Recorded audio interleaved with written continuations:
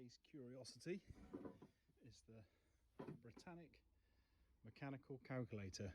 Guys Calculating Machines, London. I bought this on Facebook Marketplace for a pretty good price, to be honest. It was only 30 quid, but it wasn't working. But having looked online, these things were oiled with old-fashioned oils back in the day that included clay. So which is very fine obviously, and great when it's covered in oil, which would have been probably an animal based or whale oil or something like that. But when they dried out, they stuck everything together really well, and they're full of mechanical parts. I think this one, you know, probably isn't the most sophisticated one, but the more sophisticated ones are not unknown to have 2,000 mechanical parts, all of which require oiling. And you know, if it hasn't been used for decades, and this one hasn't, all these intricate parts stick, and then when you try and turn the handle, obviously nothing happens. So it's been some right fun and games, to be honest, and a lesson in the, you know, I suppose the ingenuity of people at the turn of the century, or turn of the last century even, and before, making these things. Because they are just, well, they're like watches really. They're full of cogs and pinwheels and you name it. But thanks to good old WD-40 and 3-in-1 oil, I've managed to free up all the little wheels and little cogs here. So this is all being freed up now, and you can reset it like that. And all the pinwheels and all this, and managed to just about put it back together again.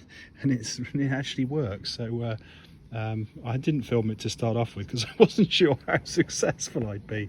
One of the forums said get a cheap one first, you know, wreck it, and then you might learn something for the next one. But the thing that flummoxed me, this handle doesn't turn. Let me turn it around a minute. Is because there's a if you've got a Britannic and you're wondering why you can't get the handle to turn, see that little catch there, that little catch in there, probably doesn't show up very well. But unless you turn these correctly, that locks the handle.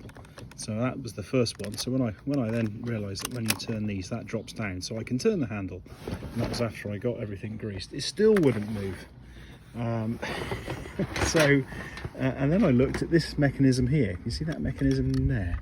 Sorry, I'd help if I'm not a very good camera person, but there's a little mechanism in there as well. And that had jammed solid. I thought that's like a washer, and that mechanism pushes on that, and that had completely sort of seized up. So I applied a bit of heat, bit of oil, and this stuff worked pretty well as well. Clutch cleaner or whatever it is, brake cleaner. But eventually managed to free it up. So the thing does work now, and it's incredible.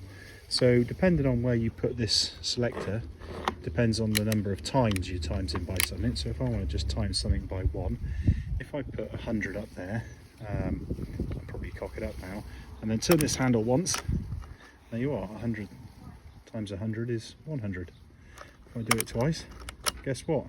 200.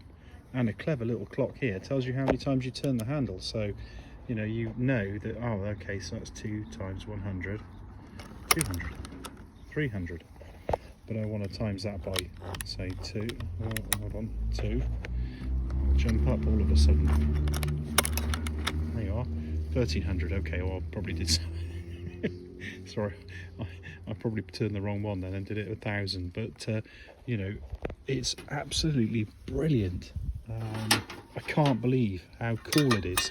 Even got a little cover for it. I haven't got a box, some came with a box, but I'm thrilled to bits that it's working. And I'll clean it all up, because obviously oil and stuff's got everywhere, literally all over the house, all over me, all over everything really. But it's been worth it, because something that was dormant and probably, you know, likely to be chucked out, because you do get very frustrated with these things, because you start to think it's never going to move. It's already broken and you're just wasting your time. But if you do have one of these, watch out for that mechanism there. Free that one up too. Watch out for the thing that holds this wheel in position, and that you need to turn these handles to reset, to drop that. And you know, take these bits off first and free up all these cogs, then take this bit off, Now I didn't take the bottom off. There's an easy way of taking this off, as I now know, which is you take the pad of the bottom off and then you can unscrew something and it just drops off. But I took all this mechanism apart instead, which is a bit more fiddly, so I wouldn't recommend that. But yeah, I'm gonna get to add something up on it mechanically. So there you are, that's it. The Britannic, made in England, those were the days. Guys, calculating machines, London calculator, circa, well, it could be anything from sort of 1900, even probably a bit earlier, but I think this one's a sort of 1920s or 30s edition, something like that. But they do go back before that, and they were, you know, the forerunners to computing, really. Someone realized you could use resistors as switches and everything else, but it was the need to calculate things that drove that thought. And is it Babbage's difference engine and all that lot? I don't know, I'm no expert on that. My dad is. He rebuilt a Ferranti Mark 1 star computer. But there you are, that's it for today.